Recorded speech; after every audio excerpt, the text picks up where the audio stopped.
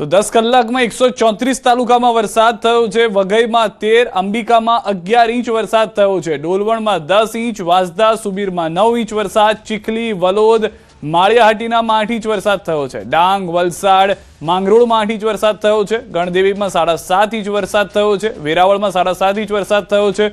29 તાલુકામાં 3 ઇંચથી વધુ વરસાદ થયો હોવાની જાણકારી મળી રહી છે। હાલના દ્રશ્યો આપ જોઈ રહ્યા છો। મોટાભાગના વિસ્તારો કે જ્યાં આગળ દિવસના સમયે પણ જાણે રાત્રિ થઈ ગઈ હોય તે પ્રમાણેના દ્રશ્યો જોવા મળી રહ્યા છે। વિઝિબિલિટીમાં ઘટાડો થઈ રહ્યો છે અને 10 કલાકની અંદર અલગ અલગ વિસ્તારથી જે આંકડા આવ્યા છે તેમાં મુશળધાર વરસાદ જોવા મળી રહ્યો છે।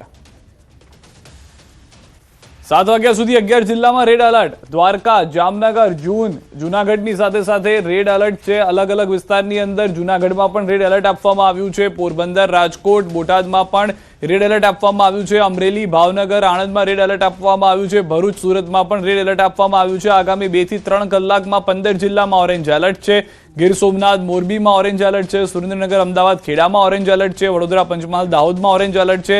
છોટાઉદેપુર, નર્મદા, તાપીમાં ઓરેન્જ એલર્ટ છે। ડાંગ, નવસારી, વલસાડમાં પણ ઓરેન્જ એલર્ટ આપવામાં આવ્યું છે। તો આગામી 2 થી 3 કલાકની અંદર અલગ અલગ વિસ્તારોમાં રેડ અને ઓરેન્જ એલર્ટ હવામાન વિભાગ તરફથી આપવામાં આવ્યું છે।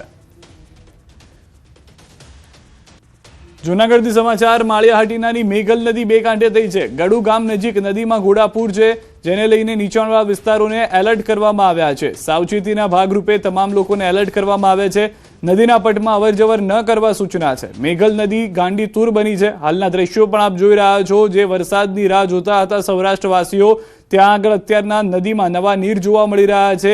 બે કાંઠે વહેતી નદીના દ્રશ્યો પણ આપ જુઓ કે જ્યાં આગળ પાણીની અછતને લઈને સવાલો 2-3 દિવસ પહેલા ઉભા થઈ રહ્યા હતા, ત્યાં આગળ નદીઓ હાલમાં બે કાંઠે છે।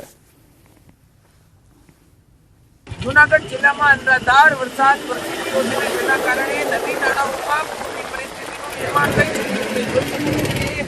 માળિયાહાટીનાની જે મેઘલ નદી છે તેમાં ઘોડાપૂર આવ્યું છે અને હાલ જે દ્રશ્યો છે મેઘલ નદીના કે જ્યાં હાલ આ ઘોડાપૂર આવ્યું છે। ઉપરવાસમાં ભારે વરસાદના કારણે આ સ્થિતિનું નિર્માણ થયું છે। ખાસ કરીને માળિયાહાટીના કેશોદ પંથકમાં જે વરસાદ થયો છે અને તેના કારણે જે પાણી છે ત્યાં મેઘલ નદીમાં આવ્યું છે। હવે અહીંથી આ જે આગળ પાણી છે તે દરિયામાં જશે, એટલે કે આ નદીના જે પાણીનું મિલન દરિયાની અંદર થશે। ખાસ કરીને માળિયાહાટીનામાં જે 3 થી 4 ઇંચ જેટલો વરસાદ આજે વરસ્યો છે અને ગઈકાલે પણ 10 ઇંચ જેટલો વરસાદ વરસ્યો હતો, જ્યારે અનેક જે ગામો છે તે બેટમાં ફેરવાય તેવી પરિસ્થિતિનું નિર્માણ થઈ શકે છે। અમાર બખાઈ, ન્યૂઝ 18 ગુજરાતી, માળિયા। જૂનાગઢના કેશોદ તાલુકાના પીપળી ગામમાં ભારે વરસાદથી પૂર જેવી સ્થિતિ સર્જાઈ છે, જેના કારણે પૂરમાં 4 જેટલી ગાયો તણાઈ હોવાનો વિડીયો સામે આવ્યો છે। વિસ્તારમાં સતત વરસાદ વરસી રહ્યો છે, જેના કારણે નીચાણવાળા વિસ્તારો પાણી ભરાઈ ગયા છે, જેના કારણે સ્થાનિકોમાં ચિંતાનો માહોલ જોવા મળી રહ્યો છે। તો દ્રશ્યો પણ આપ જોઈ રહ્યા છો।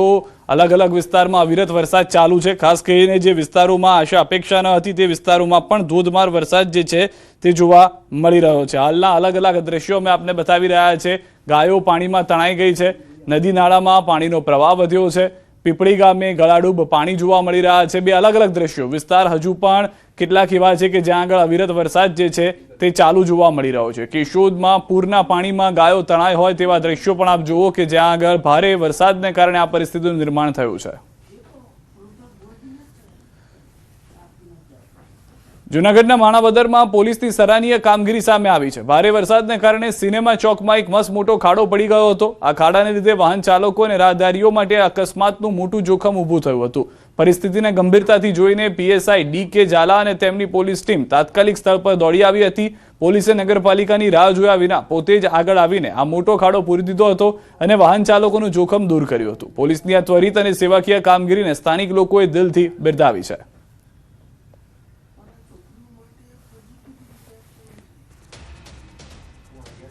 અમરેલીના લાઠીના ગ્રામ્ય વિસ્તારમાં ધોધમાર વરસાદ। દામનગરમાં ધોધમાર વરસાદથી 1.5 ઇંચ વરસાદ થયો છે। લાઠીના પ્રતાપગઢ, છબાડિયા, ભીંગરાડમાં ધોધમાર વરસાદ થયો છે। દામનગર શહેર તેમજ આજુબાજુના ગામમાં ધોધમાર વરસાદ થયો છે।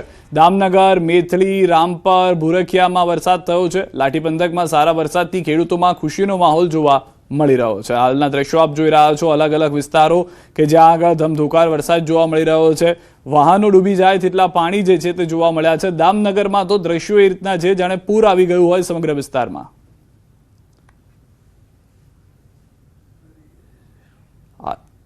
હાલમાં નીચાણવાળા વિસ્તારો એવા છે કે જ્યાં આગળ ભારે વરસાદ છે. અમરેલીના લાઠીના દ્રશ્યો હવે આપ જુઓ. ગ્રામ્ય વિસ્તારોમાં અનરાધાર વરસાદ થયો છે.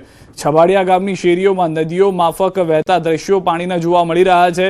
છબાડિયા ગામની નદીમાં નવા નીર આવી ગયા છે, પરંતુ રસ્તા ઉપરથી પણ જાણે નદીઓ વહેતી હોય તેવા દ્રશ્યો અમરેલીના અનેક વિસ્તારમાંથી જોવા મળી રહ્યા છે.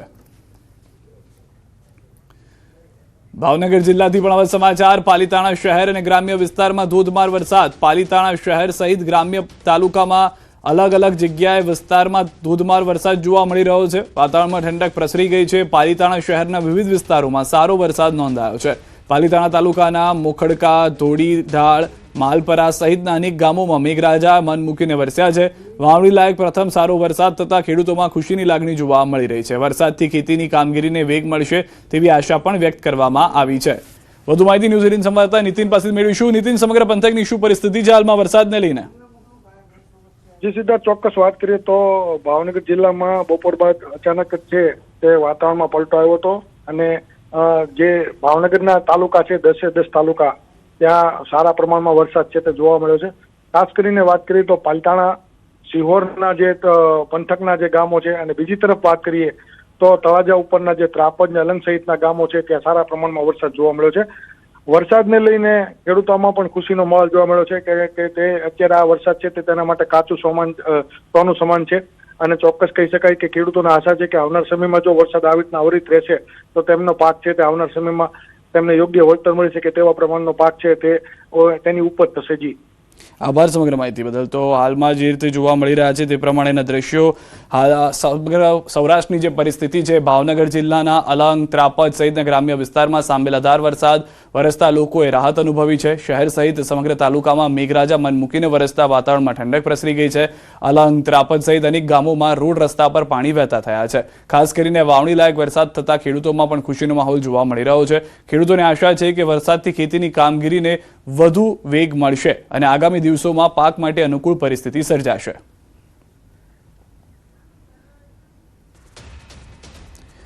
ગીર સોમનાથથી સમાચાર. વેરાવળ શહેરમાં જળબંબાકાર. 30 કલાકમાં 20 ઇંચ વરસાદ ખાબક્યો છે. વોર્ડ નંબર 5માં ગાડીઓ પાણીમાં ડૂબી ગઈ છે. ઘર આંગણે પાર્ક કરેલી કારમાં પાણી ઘૂસી ગયા છે. હાલના દ્રશ્યો જે સ્પષ્ટ કહી રહ્યા છે કે કેવી પરિસ્થિતિ સમગ્ર વિસ્તારની જોવા મળી રહી છે. હાલના દ્રશ્યો કે જેમાં સતત વરસાદને કારણે પાણીનો નિકાલ ન થતા પરિસ્થિતિ વિકટ બની છે. વેરાવળના ભીડિયા વિસ્તારમાં પાણી ભરાયા છે. દુકાનોની અંદર પાણી ઘૂસ્યા છે. સતત વરસાદી માહોલ વચ્ચે અનેક વિસ્તારોમાં પાણી ભરાવાની સમસ્યા જે છે તે જોવા મળી રહી છે. તો હાલના ઘરની અંદર ગયેલા દ્રશ્યોના પાણી ભરાયેલા દ્રશ્યો પણ આપ જુઓ કે જ્યાં આગળ ઘરની અંદર પણ લોકોને માલ સામાન જે છે, ઘર વખરી જે છે તે પલળી ગયેલી જોવા મળી રહી છે. વોર્ડ નંબર 5માં ગાડીઓ પાણીમાં ડૂબી ગઈ હોય તે પ્રમાણેનો વેરાવળની અંદરથી આ દ્રશ્યો જોવા મળી રહ્યા છે. સમગ્ર દિવસ જે છે તે વરસાદ વરસ્યો હોવાની પણ સ્થાનિકો તરફથી જાણકારી આપવામાં આવી છે.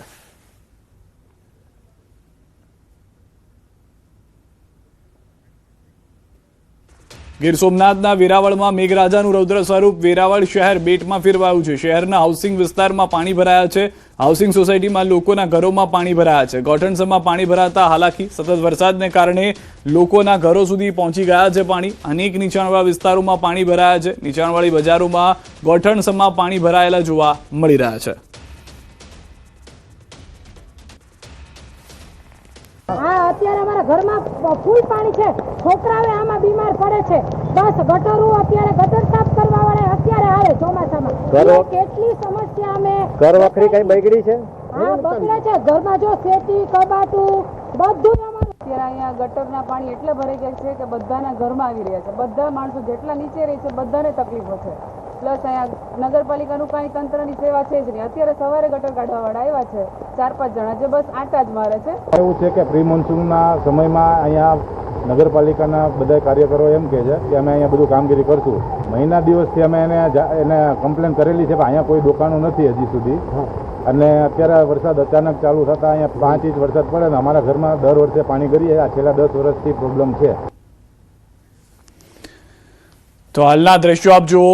ગીર સોમનાથથી વેરાવળમાં મેઘરાજાનું જે રૌદ્ર સ્વરૂપ છે તે જોવા મળી રહ્યું છે. વેરાવળ નંબર 5 વોર્ડ નંબર 5 જે છે ત્યાંથી આ દ્રશ્યો અમે આપને બતાવી રહ્યા છે. વેરાવળ શહેરમાં જળબંબાકારની પરિસ્થિતિ છે. વધુ માહિતી ન્યૂઝ 18 સંવાદદાતા દિનેશ પાસે મેળવું છું. દિનેશ, જે રીતનો વરસાદ જોવા મળી રહ્યો છે, લોકોના ઘરની અંદર પાણી ઘૂસી ગયા છે, શું પરિસ્થિતિ છે વેરાવળ પંથકની? જી બિલકુલ સીધા જે પ્રમાણે છેલ્લા 36 કલાકથી ગીર સોમનાથ જિલ્લાના જે દરિયાકાંઠા વિસ્તાર છે કે ત્યાં આગળ ધોધમાર વરસાદ છે તે વરસી રહ્યો છે. ખાસ કરીને વેરાવળ, સૂત્રાપાડા અને કોડીનાર પંથકની અંદર ભારે વરસાદ વરસી રહ્યો છે અને વેરાવળની અંદર આમ તો કહી શકાય તો 20 ઇંચ જેટલો વરસાદ છે તે વરસ્યો છે અને તેમને કારણે જે નિશાણોવાળા વિસ્તાર હોય છે તેમાં અનેક જગ્યાએ પાણી ભરાવાની સમસ્યા સામે આવી રહી છે. કેટલાક વિસ્તારોની અંદર કારો જે પાર્ક કરેલી હોય છે, પોતાના ઘર આંગણા આસપાસ કાર પાર્ક કરેલી હોય છે, તેમાં પણ પાણી ભરાવાની સમસ્યા ઉભી થઈ છે. તો ભીડિયા વિસ્તાર જે કહેવાય છે કે જ્યાં ભાગ્યે જ પાણી ભરાતું હોય છે તે વિસ્તારની અંદર પણ દુકાનોની અંદર પાણી છે તે ઘૂસ્યા છે. એટલે કહી શકાય કે મેઘરાજા છે તે હવે ખમૈયા કરવાનું નામ નથી લઈ રહ્યા. ભલે સિઝનનો પ્રથમ વરસાદ છે, પરંતુ પ્રથમ વરસાદની અંદર જ હવે ક્યાંક ને ક્યાંક લોકો છે તે પણ ત્રાહિમામ થયા છે. જી આભાર સમગ્ર માહિતી બદલ. તો હાલમાં મોટાભાગના વિસ્તારો એવા છે દરિયા કિનારાના, જે રીતે દિનેશે જણાવ્યું કે વરસાદના કારણે પાણી જ પાણી જોવા મળી રહ્યું છે.